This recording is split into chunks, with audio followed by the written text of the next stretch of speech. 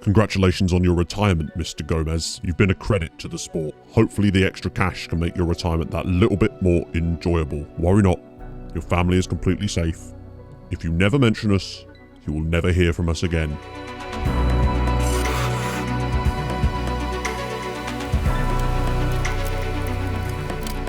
As always, if you have been enjoying the series up to this point, do be sure to smash a like on the video. That would be bloody fantastic. Now, transfer window time. Now, I've had a bit of a chance to think and reflect on what happened in the last video, and for those of you that did miss that, well, I'll sum it up pretty quickly. Red card, 90th minute goal. If anything, just highlight. Oh, please. Oh, for the love of God. Elsa oh, no. No. Oh, for God's sake.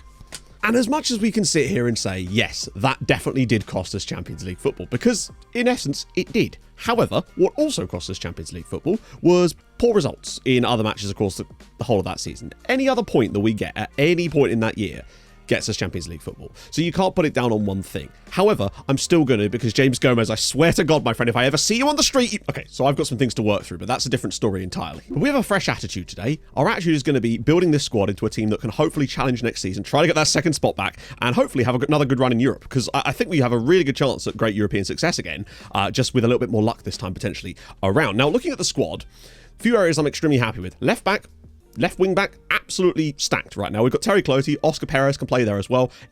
Even Des Lagorda can play there. So the left wing back spot is absolutely sewn up. Terry's got his new contract, £15.5 million release clause. So even if we were to lose him at some point, it would have to be for that kind of cash. And that kind of money is the sort of thing like we got with Tromsø, with Indestad, where we could rebuild the entire team with it. So I'm actually content that were someone to trigger that, we'd actually be okay with it, even though he's still fantastic. Through the middle, I'm still happy with Rafa Valencia. At the end of the day, the man did still nearly bang 20 goals in half a season. Despite having some iffy moments, he's still a very talented footballer. I'm expecting big things from him this year, and Christopher Carlson is still an absolute boss. So the strike force is looking very, very good. We've obviously still got Stephen Okoye, of course, as well as the backup striker that can occupy both roles, and Steenberg Johansson. So I don't feel like the strike force is actually an area that needs any work. You can see one area that definitely does need a little bit of work though, and that's the right wing back spot. Again, as much as we do have João Victor, and I don't know why he's not showing up here, I've just realised something. João Victor has been registered for our B team all season.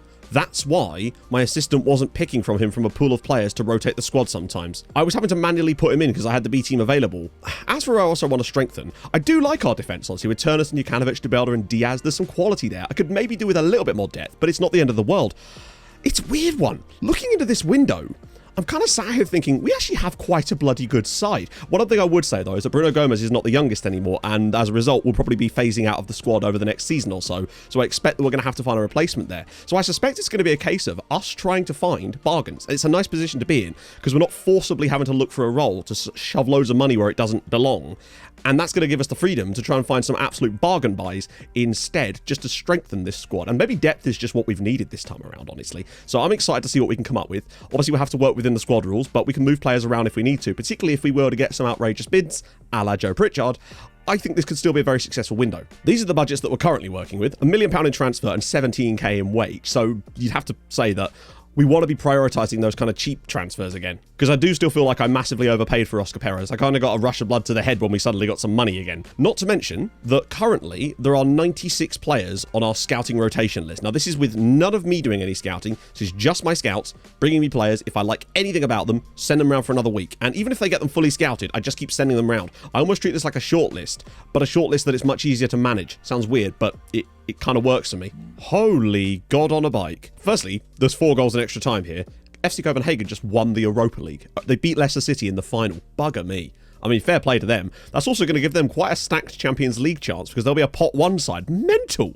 Fair play. I mean, I don't like them, but that is extremely impressive, honestly. So financially, £8 million in the bank. We're actually in a pretty healthy state right now, which is good, and that's going to help us. Secure finance is really important, because it doesn't look like our board are the type to actually pull the trigger, unlike the Tromsø board. So that's kind of helpful. Believe me, if we had the money available, I'd be going after people like Petter Breda here, who is a natural central midfielder on attack, who can also play wing-back, essentially, on both feet. I mean, look at the state of this guy. If we had the cash, I'd be all over him. But we don't. Oh, God. Christopher Carlson's just been called up for Sweden. Christopher, please, don't play a match. I beg of you. He's 30, and he come... Man might be able to get his first Sweden cap at 30. Well, Midtjylland, against all the odds, obviously did manage to get into that European playoff, but they did lose to Esbjerg this time. So no European football at all next season for Midtjylland. They might be a real title contender, though, with that in mind, because they're a good squad. We know that. They were very unlucky to be in the position they were, just bad management. They could be a real title contender next year if they're going to have no European fixtures at all. I am considering this. We've just had a bid for Georges Boulet from a club, El Tahoun. Now, obviously, I'd have to adjust the money myself, but we paid very little for Boulet. I think he's going to get less football next season because we play 2 different tactics now. And the one thing about Boulet is he can only really play as the attacking midfielder. And now with Frankie Williams able to play a lot more, I don't know if Boulet is going to get anywhere near as much game time next season. He played a lot for the first half of this season, but he found himself having less and less match time towards the second half. And I do wonder if it might be a good time to maybe try and move someone like Boulet on for quite large money, invest that back into our squad on maybe a slightly younger player, and it would also free up a non-EU or like a non-homegrown player slot. And it might, this is the transfers we might have to start considering. They've gone for it. 1.6 million in total for Georges Boulet. It's overall, obviously, there's installments on the end of it, but it's still 1.3 million up front, which will go straight into our transfer kitty. Christopher Carlson got his first cap for Sweden, which is great. I'm happy for you, Christopher. I am. That, though, less happy about, which even more reason to move on with Georges Boulet. And it does make me think that if a big bid came in for Chrissy Carlson, but I love him so much. It might behoove us if there was a large bid for Christopher Carlson that came in. We might be able to shift the wages, honestly, more than anything else. If it was like £5-6 million, we might not be able to say no. But at the point when we were trying to sign these guys up, we kind of had no choice because we were working with so little money, and it's a risk you have to take. Hopefully, Jokanovic doesn't get a cap. So here's an interesting one. Kamil Szymanski, Danish player, importantly, came through at Midtjylland. Of course, they want to sell him, presumably because he's missed out on European football. He would be a Danish option. He could play in the centre of midfield. How is he a centre-back? He could play centre-mid. He could also play as a striker, but he's got proper, like, centre-mid on attack with that kind of finishing and composure. Not the quickest, but he does have high acceleration. I do wonder if we could sneak in a signing like this. He's only up for 500,000, and that's massively lower than it could be for me. And I do wonder if this might be a good play for us. If we move a Boulet on and bring in someone like Szymanski, it would also give us, another Danish player. And I feel like we'd be nicking someone out of the nose of someone like Midtjylland. I just feel like the price is too low. Now, Napoli are interested in him, so I suspect he'll join them. But if we got in here fast, I wonder if we could pull this off. He wants to be guaranteed a regular starter when Christopher Carlson leaves the club. What does he know that I don't? But you know what? I'm actually fine to say that. Doesn't want mad wages.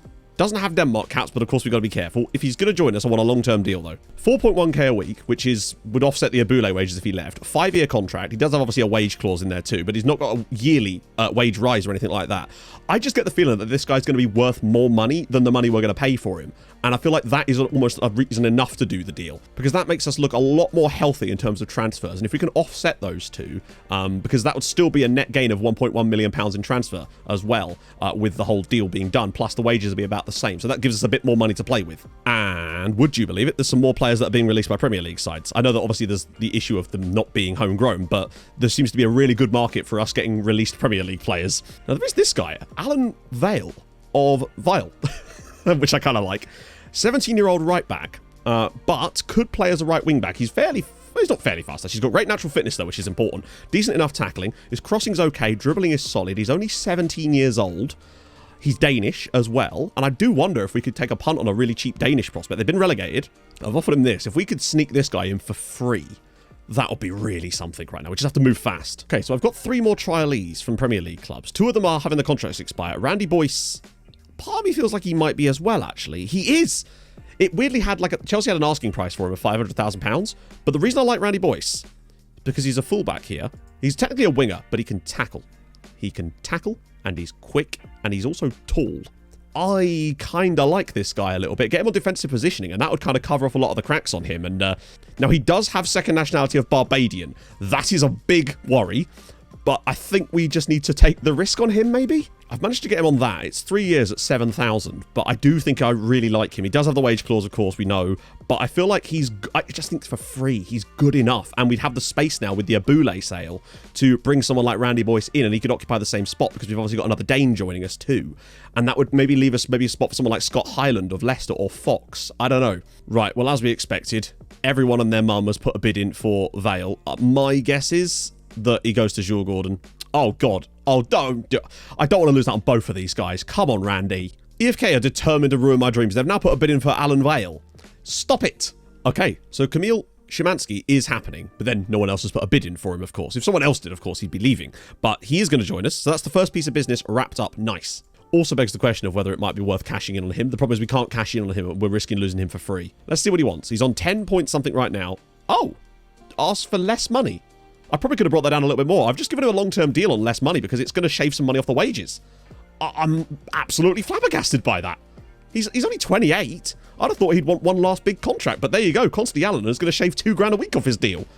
And way loads of bonuses too. Brilliant work. There's also this guy. He's on trial from Arsenal, Solomon Aido, another strong centre-back. So we've got a couple of centre-backs on loan, or on trial from the Premier League at the moment. Presumably there is a second nationality. No! Excellent, Solomon, you legend, sir. You've just gone up my pecking order, bud. So, Kamil Szymanski's here, and actually, I think that was a good deal. I really do. He's a decent top-flight player for 500k. He's got 4 times that in the value already, straight off the bat. Physicals aren't fantastic, but I feel like he could definitely do a job in that role. He lacks the tackling ability, of course. He'd have to be carried there, but when he gets into those finishing positions, it does make you think that he'd really be able to offer something. There's some nice mentals too. He has come deep to get ball, which even more reason to play him deeper, honestly. First-time shots, could catch some goalkeepers out. I actually think he's a decent piece of business. Yes! My friends, it's happening. A work permit application has been submitted for Randy Boyce. We won't find... This is what I mean. We're not going to find out if Randy Boyce is going to join us until literally over 2 weeks from now. But the very fact is that the fact that we've submitted a work permit means that he has chosen us. The prediction came true. Vale is going to join Djurgården. That can't be his actual deal, surely. 1.9k. I mean, they are going to pay him more than us. But we were going to offer him more in the back end. It's only a short-term contract as well. I can't really blame him there, but it is still super annoying to miss out on a player of this kind of quality. One thing we've missed out on is younger players. That's been our biggest issue, is getting those real young Danish talents that have joined other clubs. Djurgården does kind of make sense. They're probably the Swedish champions. They're a very good side. Is that Ockholm one from last year? Losing out to Ranas for him was very odd. So just found this goalkeeper, Mateusz Maciszek of Slavia Prague. 26-year-old keeper, great reflexes, solid-ish area reach, even though he's not the tallest, great kicking, low eccentricity, which is always nice for me. One-on-ones is decent as well. He's available very cheap on account of his contract being up at the end of next season.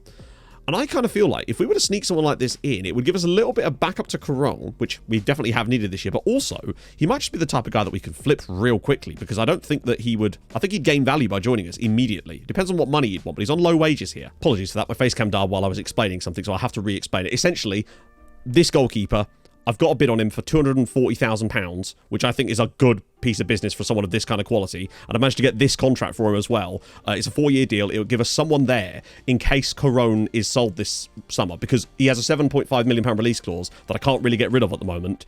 So having someone ready-made that could step in straight away, were someone massive to come in for Caron, would leave us not having to scramble about. And I think the value of the deal is just so evident with the fact that it's £240,000. Yes, it has another clause after 50 league games, but he'd have to play the 50 league games first. And I think he'd be well worth it were that to be the case. So I think that's a good piece of business. I think he'd easily be worth £1 million upon joining us, hopefully. We've got a spare slot, and I've been looking at a lot of our trialees, and I feel like Solomon Aido is probably the best of the bunch. Highland is slightly taller than him, but I think Aido is just a better all-round package, particularly mentally. He's got better aggression and bravery, and just better mentals in general, and his jumping reach is actually only one worse, despite being 3 inches shorter. He's a little bit quicker as well, which helps. Good personality too. I feel like if there's one of these guys that's going to really go to the next level, it could be Solomon Aido. And I think we could do with one more centre-back in this team to just give us that little bit of an edge, and we do have a space available for him. Hang on. He wants fringe player status. Really? What on earth? At 3,000 quid? I don't know what's going on. I don't know why he wanted such a low squad status. His estimated wage is 4.5 to 6, and I could get this lower because he's got no second nationalities. I don't think he's unlike to get an England cap. I think we could get this really low. 1.5k a week for Solomon Aido. I mean, on a potentially 7-year contract, he could be an absolute bargain. Might be one of the best bargains ever. I don't understand why. Is it because he's on trial here and he just really likes it here? This is, for once, it's gone in our direction, and we just have to get him done quickly. No one else has been interested in him up to this point. There's no one other wanted people. Watch the moment we put a bid in on him, though. All of a sudden, other clubs appear out of nowhere. He's accepted it immediately. We're going to have to wait 19 days to find out, but it's basically done. Solomon Aido is joining us from Arsenal on a free transfer. I can't believe that. I know we've had some bargains over the years, but this, I'm hoping, could end up being one of the best bargains we've had on this entire save. Come on, Solomon! Yeah, see, this right here, this is what I was worried about. Ron are in with a £5.5 million bid for Sylvain Caron.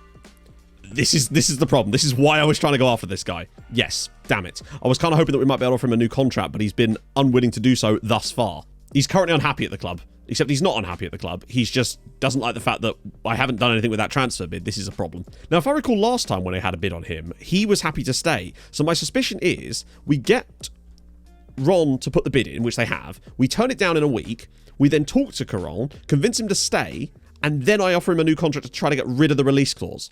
That's my plan. In fact, I might speed this process up a little bit because I think we need to do this before other stubs start circling. So I'm going to reject it now and hope. Right, so he's unhappy. We knew that would happen. Why have I got no one to talk to him? He's highly influential, so we can use that. So using this situation, I try this one. Yes! Come on! That's the one that often works when they've got a bit of influence at the club. He should want to sign a new contract. Yes! 9k a week. We've got to be careful what he wants, but he's probably going to want moon money, so we've got to be careful here. But he's so good. They've just locked it in red. A lower release clause than is currently... Why the hell would I agree to that, Sylvain? Agatha's an absolute idiot. She should go back to writing mystery novels. Why in a billion years would I agree to give you more money to lower your release clause? That is an absolute joke. The next day, Marseille have come and triggered his release clause. So they were clearly trying to push this, and now we're going to lose our goalkeeper. Thank Christ I signed up the other goalkeeper prior to this, and now we don't have to worry about it. He's not as good. It just isn't. But at the very least, we're getting a £240,000 goalkeeper, and then receiving $7.5 million for our starting goalkeeper. Still very, very irritating, though. At least it's going to fund us a lot of money. But Caron is so good, and that's really disappointing. On the plus side, though, big Randy Boyce is in on a free transfer from Chelsea. What a signing. I'm so happy with that. He is great. Putting aside the issues we just had there, he is bloody fantastic. Plus, I suppose we would still have a bit of cash to try and get some more boys. Boys and girls. Well, boys and girls, just boys in this case. And in this case, Randy Boyce. It's still disappointing to lose a player of that kind of quality. We all know it. One of the benefits, though, is we at least do now have an enormous transfer budget. Very little time in which to spend it because our first league game is literally 2 weeks away. In fact, so much so that Ido isn't even going to be able to be here before that first league game because it's taken so long to get his bloody paperwork sorted. So we are going to be lacking from him, but at least we've got a keeper immediately to step in. But we've got a bit more cash now to work with. No, I don't want to spend it all. I don't want to do what we did last window and get a rush of blood to the head. We need to use this money carefully, but at least now if we find an absolute steal that's still quite cheap, like that guy from the Czech Republic, I wonder. There was a couple of guys that were sort of A+ rated players, one of whom was Petr Breda. Wait, out of contract? No. No way. No way. Surely not. 61,000 compensation. Surely not. How has no one picked this guy up? You know what? We're getting him for free. So having a ridiculously quite a low release clause. I mean, it's Sylvain Caron situation all over again, really, isn't it? But screw it. Screw it. Head rush. It's happened. So there's not going to be any room probably to register Steven Okoye this season. And I feel like if we could get some cash for him, considering who's a free transfer, it could offset some of the other stuff we've been doing. And there's a ton of clubs that are interested in him, all of whom, it was weird, there was no bids. Then I put a feeler out for a bit higher than I should have done perhaps. And now there are actually bids for him. So, okay, that looks like that's what we're doing here. Boom. Petr Breda's joined us. I think for a guy that's kind of joined us on a free transfer to be coming in worth that kind of money straight off the bat, I think that was almost too good to turn down at that point. We're still going to have to shuffle the squad around to make this work, but I felt like it was worth it just to get a player of this kind of quality that cheap. Honestly, for free? I can't believe that they've let him come for free. That's insane. Okay, so Steven Okoye is going to Huddersfield for £650, nearly, £1,000. It had to be done because I just don't think I was going to be able to register him, really. And it's a shame, but luckily we do have at least our new striker to sort of fill that gap, and he is Danish at the very least. So there's that. This is totally off topic and completely not what we need right now, but we've just had this news article identifying Parry as a target. He's a goalkeeper. We don't need keepers. Build opts to stay. No, don't opt to stay. I'm telling you, Aaron. Christ. He's not going to be happy when I don't register him. Yeah, this guy here. He's a Welsh international again. And he's available on the cheap again. I wonder if we should just get him because cheap and then just sell him. I'm going to do it with the Dean Parry thing. I'm going to get him in and we're just immediately going to move him on. Because at least now we have a backup goalkeeper, hopefully. Like, obviously, we have a huge amount of transfer budget right now, but I'm going to be trying to be very careful not to spend it all at the moment. We need to keep that money so that when the right players come along, we can go after them. There is a guy I'm looking at from Vålerenga who I'm hoping is going to come back through our scout reports at some point. He's an 18-year-old attacking mid who I would very much like to sign this window up, ideally very quickly, because he wouldn't have to be registered and he'd count as a homegrown player by the time he actually does need to be registered. So that's kind of the key. One of the problems we've had this window is that a lot of the players that we signed that were exempt from registration but would never be homegrown have now aged out of that, the likes of Cloty, and it's caused a bit of, registration issues, let's be honest. Not Vålerenga. Haugesson. This is Tim Uy. I like him, and I'm going to try to sign him, I think. Just went straight for it at 200k. 200k, he's definitely worth. No! What? When did he sign the new contract? That was after we looked at him anyway, I think. Yeah, it was. That was weird that it even told us we could sign him then. I actually asked his agent, and it said he was happy to sign for us. But that was after he'd signed the new contract. For God's sake. Right, we're going to focus. We're still going to try and get this guy. We just have to wait a couple of months to get him. We just won't be able to get him now. I still want him, though. So it's the first day of the season, properly. It's far from an ideal window at the moment. What I would say is I feel like next episode is still going to contain a lot more transfers than normal, because I like to usually get most of our transfer business done and wrapped up by the first day of the season, which is what I've intended to do here. But of course, with the Corona money, we do now have the extra cash. Should we be able to find a few extra guys that suit our requirements, which are very strict at the moment, we probably will be able to go for those guys too. So let's just let's see what we've currently got. Because everyone that we've got at the moment that is at the club is registered and in the squad that we need, which is the key. However, we obviously don't have Ido yet. That's the key. That's another problem. We're actually away from home, aren't we? So we might have to switch this and play a slightly different system. Key thing for us is going to be getting Ido in, because he can slot in perfectly here. Now, where's Cloty? Oh, good. He's suspended. Perfect. So the new boys in our lineup for today would be Breda, Boyce, and Maticek. I think Breda is an excellent addition to the squad. I think Boyce is an excellent addition to the squad, especially long term.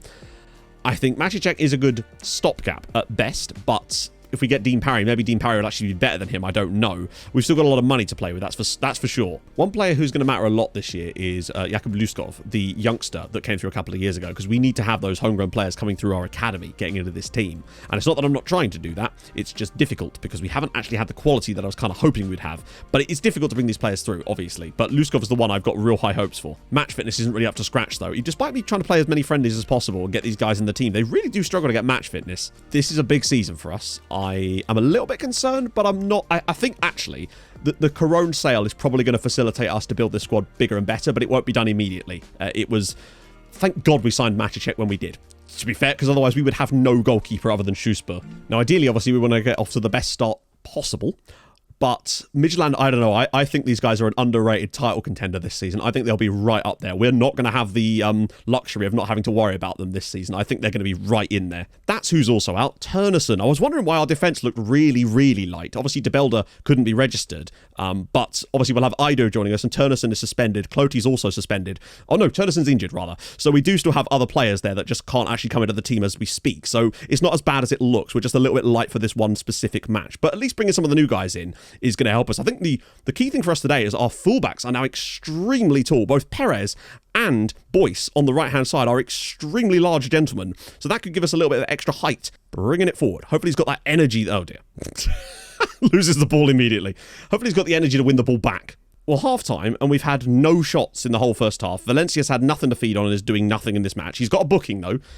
We're switching tactics. I think that other tactic does have its place, especially in European away matches, but I do, and maybe really tough games. And today's supposed to be one of those, but we've seen nothing out of this team at all today. Not a shot. Screws one out for Perez. He's got so much room to pop it in, though. And Gomez drills it home, and I think that's going to be onside. I think.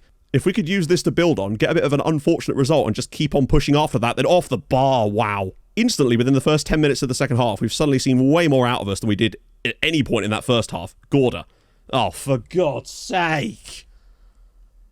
What a save from Maticek, but come on. Okay, one back again by Perez. Back for him. He's having quite a good game, actually. He's probably one of our better performers out there, along with Jukanovic.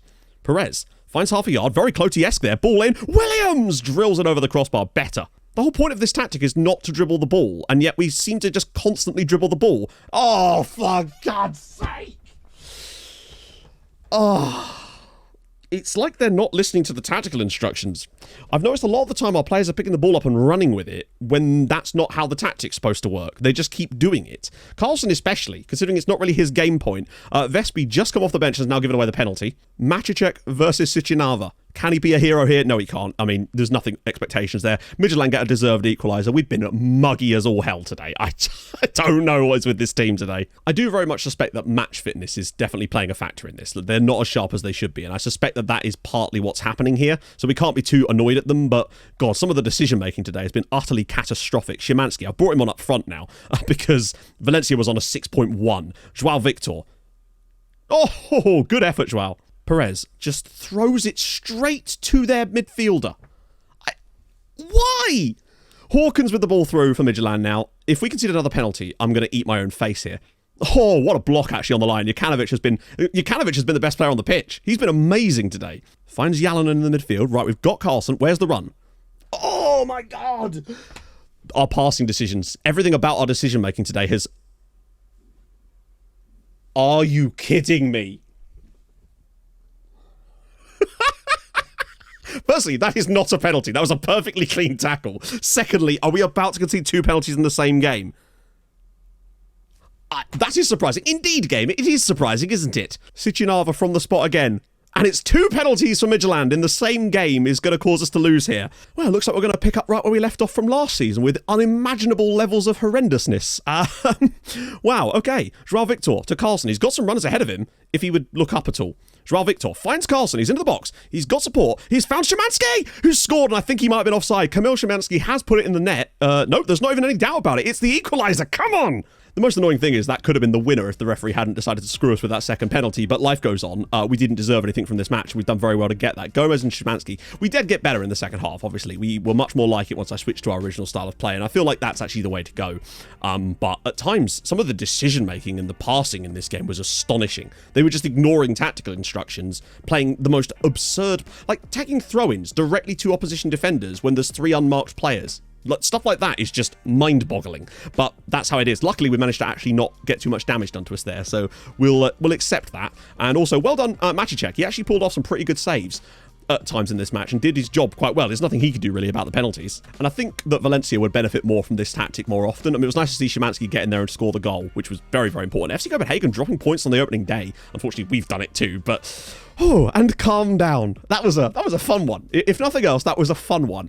I think this team just needs to get its match fitness sorted out. I think if we can sort that out, get the players in the right positions, get the guys back from injury and suspension, get the new boy in as well, I think there's a definitely stronger side here, and I think we just need to persist with our standard tactic. I don't think the Regista one does what I need it to do, honestly. I think it just makes us too light going forward. And I think that's what causes Valencia to get isolated. I think if we were to look through the games where he'd played particularly poorly, I imagine that the majority of them would have been in the ones where we did the Regista thing. And maybe just switching the tactic all the time is not helping. The vast majority of his goals last season, I think he scored 1 time when we were playing the DM approach. And that actually tells us everything we need to know about getting the best out of our striker. I think now that we've got him, I don't think we actually need to worry about that so much. Most of the reason I was doing that tactical style in the first place is because I wasn't getting the striker to work as hard and do what I wanted. Whereas now, I feel like we don't actually need to worry about that so much. So I think we're just going to go balls to the wall, not this one from now on, and really push it, because I think this is the way forward. It was always the way forward, but I do still think there is room for this, but maybe with some variations in certain matches, potentially away in Europe. But for the league, I think we just need to push on and know that we're better than most sides and just can go out there and get the result. So,